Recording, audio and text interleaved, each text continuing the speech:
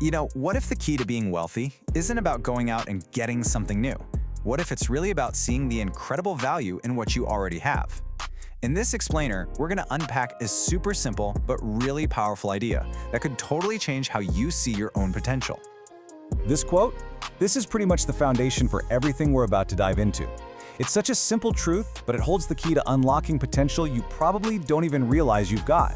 And it all kicks off with a story. So, picture this. You're eating this amazing meal, right? It's so good that you tell the cook, hey, you should seriously open a restaurant. But instead of getting all excited, you're hit with a huge list of all the reasons why it's just impossible. Well, that's exactly where our story begins. So this woman, who had this incredible talent for cooking, was just stopped in her tracks by one single thought. She didn't have the money to get a shop. She was so focused on this one missing piece that she couldn't see the entire puzzle she'd already put together. And this was the question she was asked. So simple, but it just shatters your whole perspective, right?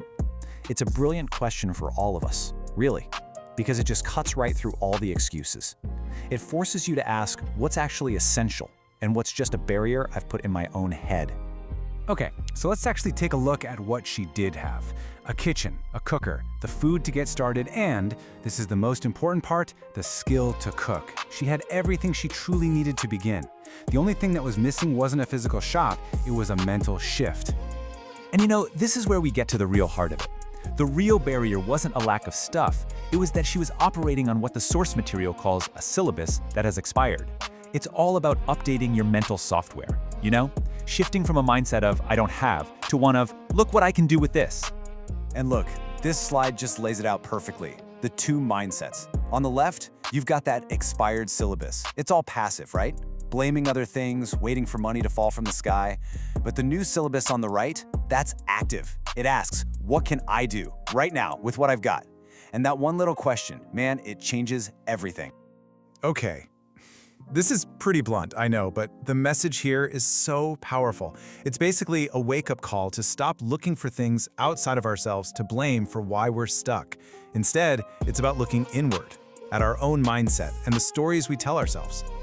So really, the big takeaway here is that success and wealth aren't just about getting more stuff. It's about having the wisdom, the smarts, to see the gold in what's already sitting in your hands and knowing how to put it to work. All right. So if that whole mindset shift is the why, then what we're about to get into is the how. The source gives us this fantastic, super practical 8-step blueprint to turn this new way of thinking into a real deal venture. So let's break it down. Okay, so the first 4 steps are all about building a solid foundation. Step 1, discover your gift. This is all about looking in your own house, so to speak, and finding that special skill or passion, your pot of oil. Then step 2, find your market. This is so crucial, and so many people skip it. Who actually needs what you have to offer? Don't build something for an audience you just made up. Next, step 3 is to be unique. Shut the door, as it says, and figure out your secret sauce. What makes you special? And only then, once you've done all that, do you move to step 4, develop the product. Now you can create something that's perfectly tailored for the people you already know want it. And that quote right there just drives home the point about step 2, doesn't it? A great product is totally useless if you're trying to sell it to the wrong people. Finding your market first isn't just a good tip. It's literally the difference between making it and breaking it. Now we get to the action part, the execution. Step 5 is to publicize. This is where you open the door and make a lot of noise so your market knows you exist. Then comes step 6, market. And this is different. This is about actually making sales, making your product available, accessible, and affordable. Step 7, manage your money. As the cash starts coming in, you've got to be smart about it to keep growing. And finally, my favorite, step 8, enjoy life. I mean, that's the whole point, right? To build a life you can actually enjoy. And listen, it's so important that we get the difference here. Publicity is about making noise and getting attention. Marketing is about turning that attention into actual income. You can shout from the rooftops all day, but if you don't have a real strategy to sell, it's just noise. Okay, so you might be thinking, this all sounds good, but does this blueprint actually work? Well, let's go back to our caterer. She was given this framework and a really simple plan to get started. No shop, no big loan, just action.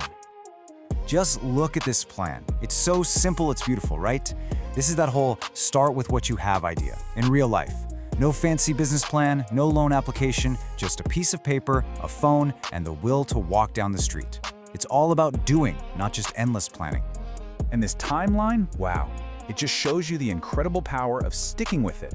It was not an overnight success story. I mean, look at weeks 2 and 3, a real struggle. But because she started, because she was in the game, she was ready for that one breakthrough phone call. And the progress from there is just incredible. From flyers to her own building in 3 years. Amazing. And get this, as a measure of her success, and just out of pure gratitude, for a full year, she paid £500 every single month into the bank account of the person who gave her this advice. That's more than a thank you note. That is proof of a business that is absolutely thriving, built from basically nothing. So all of this, it brings us right back to that one central, super important question. It's not about what you need to go out and get. It's about recognizing the incredible value of what's already right there, under your nose. Just think about it. Nothing on the outside actually changed for her. She didn't get a big inheritance or win the lottery. The only thing that changed was her perspective, her wisdom to see the value in what was already there. The whole transformation was internal. I absolutely love this quote. It's such a great little reminder that your skills, your talents, your voice, whatever it is you offer the world, it has real value. The challenge is just figuring out how to package it up and let people know about it. And that's really the big question this whole thing leaves us with, isn't it? What are you overlooking?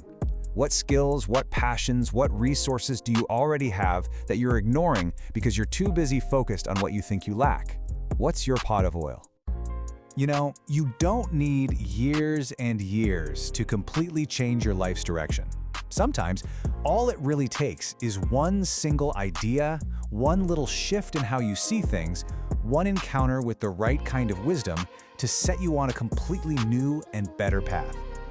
And hopefully, this has been one of those encounters for you.